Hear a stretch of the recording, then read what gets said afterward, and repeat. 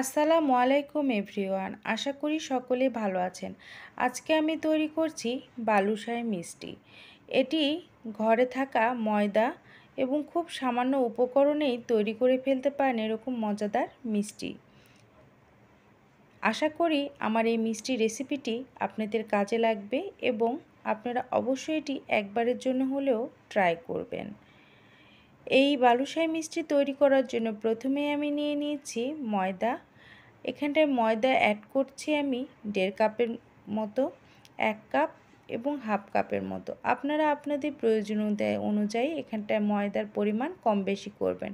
আমি এখানটায় অ্যাড করে দিয়েছি হাফ টিস্পুন পরিমাণ বেকিং সোডা। অবশ্যই বেকিং সোডা এখানটায় ব্যবহার করবেন, বেকিং পাউডার নয়। এখানটায় অ্যাড করে দিচ্ছি আমি এখানটায় 5 থেকে 6 টেবিল চামচের মতো দই, টক দই, এবং দিয়ে দিচ্ছি এখানটায় ঘি 6 থেকে 7 চামচের মতো। এবার এটিকে ভালোভাবে মিক্সড করে নেব যেন সুন্দর মতো সব কিছু এই ময়দার মিশ্রণের সঙ্গে মিক্সড হয়ে যায়। এটি হাত দিয়ে এভাবে মিক্সড করতে করতে একটা পর্যায়ে এসে এমনটি আকার ধারণ করবে, তখন এটি ভালোভাবে হালকাভাবে আলতো হাতে এটি জাস্ট একত্রিত করে এটি ঢেকে রাখবো ভেজা কাপড় দিয়ে কিছুক্ষণের জন্য। কিছুক্ষণ পর এসে আমি কাপড়টি সরিয়ে আবারও এই মিষ্টির ডোটি আমি রেডি করে নেব। এর জন্যই আমি বোলের মধ্যে এটিকে ভালোভাবে নেড়েচেড়ে এটি একটু ফ্ল্যাট করে নিচ্ছি। তারপর এটিকে একটু ফোল্ড করব, জাস্ট উল্টিয়ে দেব এক অংশ দিয়ে, আবারও হাত দিয়ে চিপিয়ে চিপিয়ে আমি ফোল্ড করে নিচ্ছি। এভাবে প্রসেস আমরা বেশ কয়েকবার করার পর এই ডোটি বুঝতে পারবো যে পারফেক্ট হয়ে গেছে। এভাবে এই প্রসেসে করলে ভিতরের যে একটি ক্রাঞ্চি ভাব উপরের এবং ভিতরের সফটনেসটি সেটি খুব ভালোভাবে পাওয়া যাবে। দেখুন আমার ডোটি অনেকটা হার্ডিও না আবার সফটও না। এরপর আমি এই ডোটি এবার সমান সাইজে করে নেওয়ার জন্য আমি একটি চাকুর সাহায্যে এটি ছোট ছোট পিস করে নেব, যাতে আমার একই শেপে সবগুলো তৈরি হয় সেদিকটা খেয়াল রাখতে। দেখতে পাচ্ছেন আমার সব স্লাইস করা কমপ্লিট হয়ে গিয়েছে। এবার হাতের তালুতে আপনারা এটিকে ভালোভাবে গোল করে নেবেন যেন কোনোভাবেই বেশি ফেটে না যায়। এভাবে গোল একটি রাউন্ড শেপ করে নেব। এবার একটি আঙ্গুলের সাহায্যে মাঝখানে এরকম গোল করে ফুটো করে নেব। দেখতে পাচ্ছেন যে সাইড দিয়ে যে ফাটা ফাটা একটি ভাব এটি থেকেই যাবে। এটি নিয়ে এত টেনশনের কোনো কারণ নেই। এটি এই বালুশাহী মিষ্টির বৈশিষ্ট্য। আপনাদের একটি সহজ কথা বলে নেই যে আপনারা এখানটায় ঘিয়ের পরিবর্তে এখানটায় দিতে পারেন ডালডা, তেল কিংবা বাটার। আমি এখানটায় ঘি ব্যবহার করেছি। ঘরের একটু হেলদি এবং ভালো খাবার খাওয়ার জন্য এখানটায় ঘি প্রিফার করেছি। আপনারা আপনাদের চাহিদা অনুযায়ী এখানটায় যে অয়েল অথবা ঘি, বাটার বা ডালডা যেটি ইচ্ছে সেটি ব্যবহার করতে পারেন। আমি একটি পাত্রে নিয়ে নিয়েছি তেল পর্যাপ্ত পরিমাণ। এবার সব একে একে আমি এই বালুশাহের মিষ্টিগুলো দিয়ে দেব। দিয়ে হালকা হিটে, একদমই হালকা হিটে আমি এটিকে ফ্রাই করে নেব।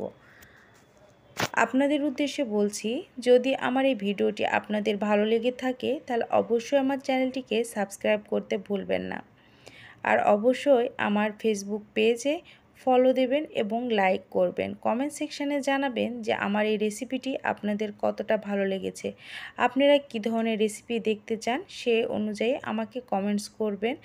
আমি চেষ্টা করব আপনাদের রিকোয়ারমেন্ট অনুযায়ী রেসিপি তৈরি করে দেখানোর। আমি মিষ্টিগুলোকে উল্টিয়ে পাল্টিয়ে দিচ্ছি। এর ফাঁকে আমি একটি পাত্রে দিয়ে দিচ্ছি 1.5 কাপ পরিমাণ চিনি এবং এর মধ্যে অ্যাড করে দেব 1.5 কাপ পরিমাণ পানি। 1.5 কাপ পরিমাণ চিনি হলে 1.5 কাপ পরিমাণ পানি এখানটায় ব্যবহার করার চেষ্টা করবেন। আর যদি আপনারা এখানটায় চিনি কম বেশি করেন সেক্ষেত্রে পানিটির পরিমাণও কম বেশি করে নেবেন আশা করি।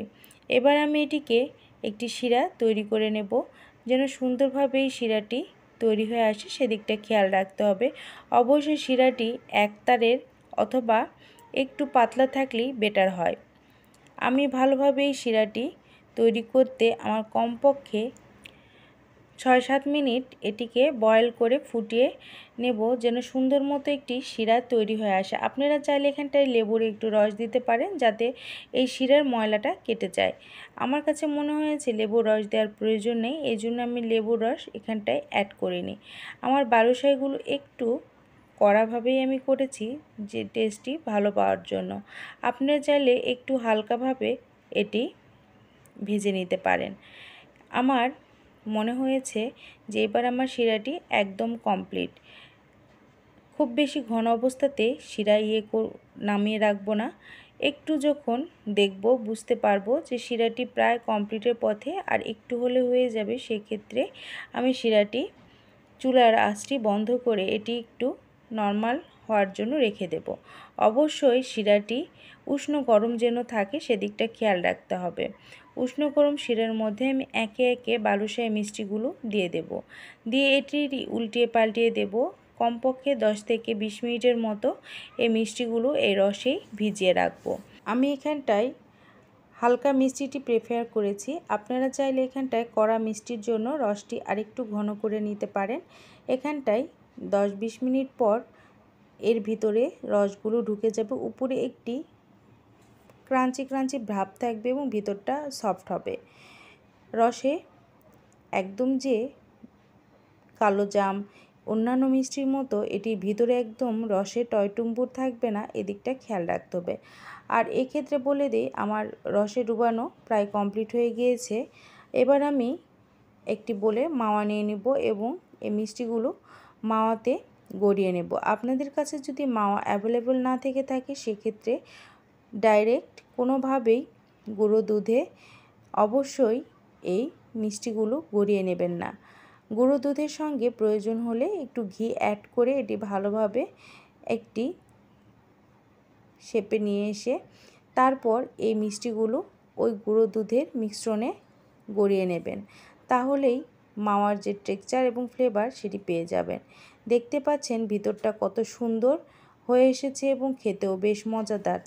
আশা করি আমার এই মিষ্টি রেসিপিটি আপনাদের ভালো লেগেছে। ইভেন আপনারা এটা অবশ্যই একবারের জন্য হলেও ট্রাই করতে ভুলবেন না। আসছে ঈদে এভাবে যদি আমরা আগে থেকেই মিষ্টি তৈরি করে রাখি তাহলে তো আর কোনো কথাই নেই। সকলেই ভালো থাকবেন, সুস্থ থাকবেন। আল্লাহ হাফেজ।